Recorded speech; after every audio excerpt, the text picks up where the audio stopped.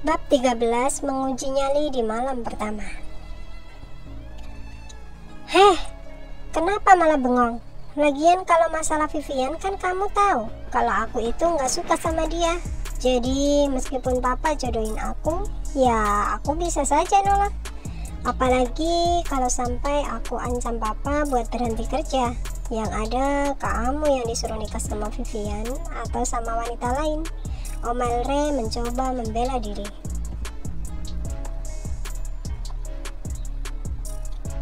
Masa bodoh, mendingan keliaran di klub daripada harus dijodoh-jodohin.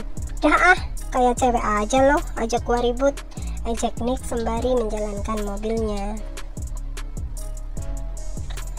Baru menjadi pengantin baru sudah disuruh tidur di kamar anaknya. Bahkan Bianca juga harus mencuci gaun pengantin milik mendiang istrinya yang telah ia pakai. Di saat itu Bianca menatap anak dari suaminya itu sudah tertidur pulas. Lalu dirinya merasa bosan hingga menjadikan ponsel tempat melampiaskan rasa bosannya. Ia hanya berulang kali menggeser layar sentuh tersebut tanpa membuka apapun. Hanya latar depan terus ia gerakan.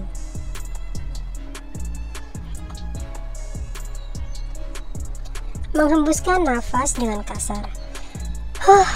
Bisa mati bosan aku kalau begini. Dia lagi ngapain ya?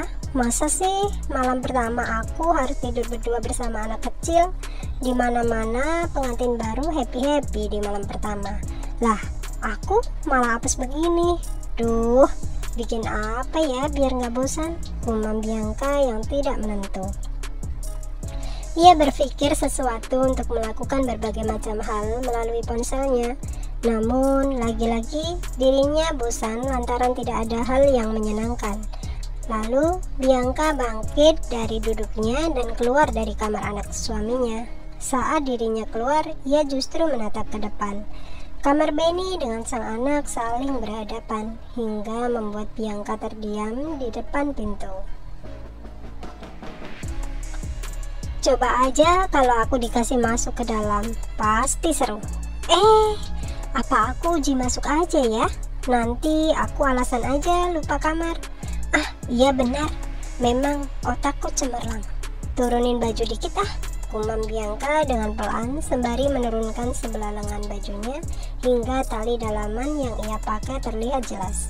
Ia pun berusaha berjalan seperti orang mengantuk, lalu tanpa mengetuk pintu, Bianca masuk ke kamar Benny.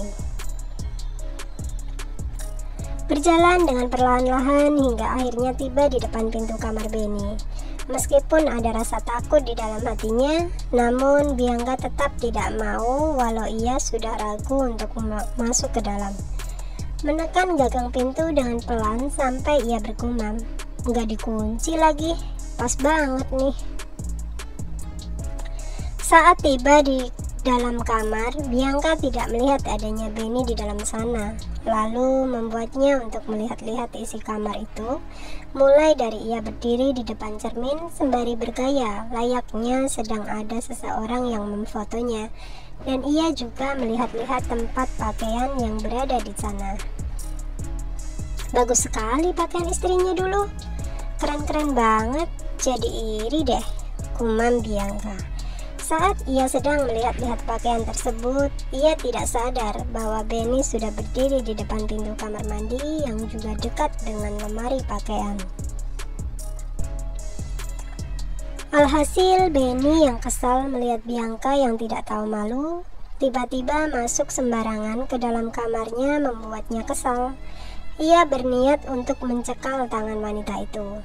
Namun, belum sampai langkahnya, tiba-tiba Bianca langsung menoleh ke belakang hingga membuat Bianca terkejut dan akhirnya ia terpeleset.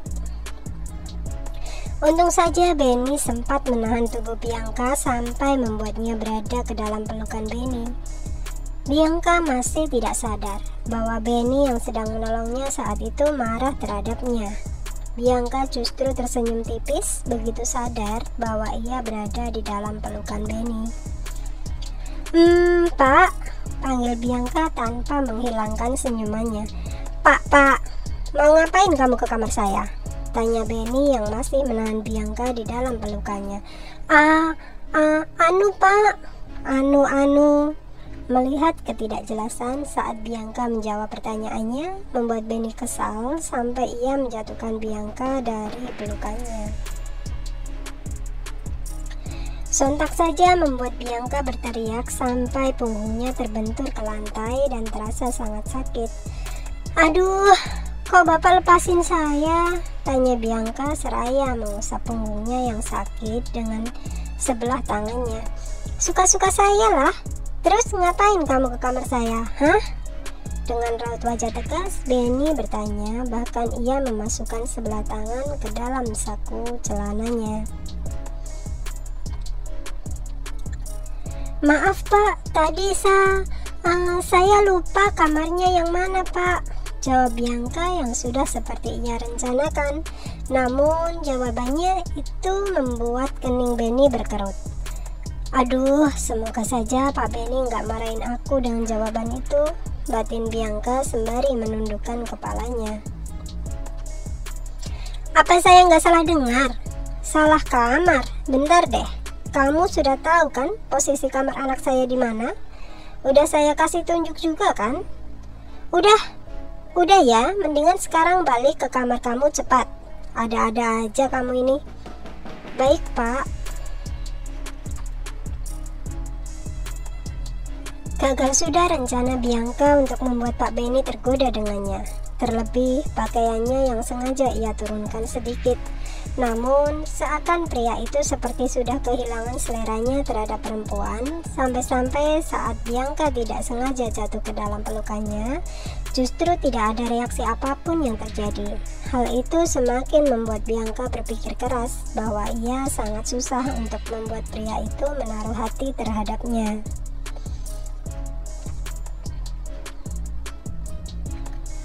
Tatapan mereka saling bertemu, memandang satu sama lain. Bianca begitu bahagia melihat ketampanan wajah bosnya secara dekat. Ia sampai tidak sadar senyuman terlukis di wajahnya. Namun, hal itu membuat Benny terheran dengan tingkah Bianca yang tiba-tiba aneh dengannya. Meskipun Benny sudah menyuruhnya pergi, tapi Bianca terus melamun dan beranjak keluar dari kamar itu. Ia masih mengingat saat dirinya berada di dalam pelukan Benny, membuatnya terus tersenyum tanpa henti. "Kenapa kamu senyum-senyum sendiri?" tanya Benny seraya menjentikan jari di kening Bianca. Bapak manis banget," jawab Bianca dengan cepat sembari menggigit bibir bawahnya. Ketika itu Benny langsung mengerti jika wanita itu sedang menginginkan sesuatu darinya. "Kamu pikir saya tergoda?" sahut Benny, lalu ia mendorong tubuh Bianca untuk keluar dari kamarnya itu. Dengan tarikan nafas yang berat, Bianca menatap ke arah pintu di saat ia didorong keluar. Dengan sangat terpaksa dan menepiskan rasa malunya terhadap bosnya sendiri, ia beranjak pergi untuk memasuki kamar anak tirinya. Menatap ke arah bayi kecil yang sudah lelap dalam tidurnya, ia memiliki waktu untuk bisa begadang meskipun hanya untuk memainkan ponselnya saja, membuka media sosial. Namun ketika ia sedang mengutak-atik ponselnya, tiba-tiba sebuah panggilan video masuk dari orang yang begitu ia kenal. "Nick, tumben sekali dia menghubungiku. Apa jangan-jangan dia masih menginap di apartemenku ya?" gumam Bianca sembari memindahkan posisi duduknya ke pojokan agar ia lebih leluasa menjawab panggilan video dari Nick, tapi tanpa mengganggu anak kecil itu. Bianca langsung menjawab panggilan video itu. Ia melihat di dalam ponselnya, Nick sedang memeluk bantal guling sembari menatap ke arah wajah Bianca dengan begitu lama, sampai ia senyum-senyum sendirian. Hal itu membuat Bianca heran, lalu ia bertanya, "Kenapa kamu senyum-senyum sendiri? Pakai meluk bantal lagi? Udah kebelet nikah ya?" "Ya, kok bilangnya gitu sih? Nggak bohong malahan," sahut Nick sembari cengengesan. "Ya, abisnya senyum-senyum sama bantal guling. Makanya cari istri, jangan cari pacar," mengetus Bianca dengan suara yang lantang. Tanpa dirinya sadari, suara itu sampai membuat bayi kecil Berlin terbangun. Suara tangisan Berlin yang tiba-tiba menangis hingga membuat Bianca yang cepat-cepat bangkit dan meninggalkan panggilan video yang sedang berlanjut tanpa sempat ia matikan. Namun, ketika ia ingin menghampiri bayi kecil yang sedang menangis itu, ternyata Benny lebih cepat sampai ke dalam kamar anaknya itu saat mendengar tangisan bayinya. Sontak saja, saat melihat kedatangan Benny membuat Bianca tercengang dan ia menelan ludahnya sendiri. To be continue.